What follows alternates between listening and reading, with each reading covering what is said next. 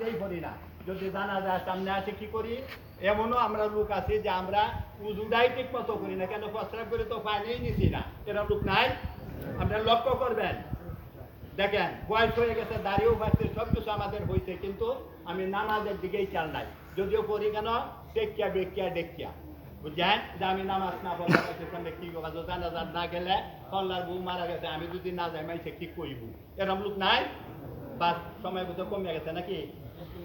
বাস আমি আর আপনাদেরকে বেশি বলবো না, আমার কথা সকলে বুঝছেন?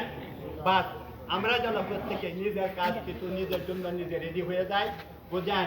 না হইলে কিন্তু উপায় নাই, কবরে গেলে কাটুল্লা চললে। এই কথা আমার, আলহামদুলিল্লাহ যে কথাগুলি আমি বলছি এটার উপর আমাদেরকে কবুল করো সকলের আমিন। আল্লাহ তুমি আমাদেরকে কবুল করো।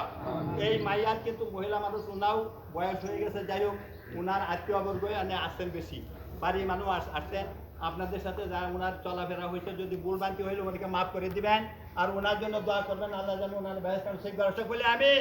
আল্লাহ তুমি আমাদের দোয়া কবুল করো।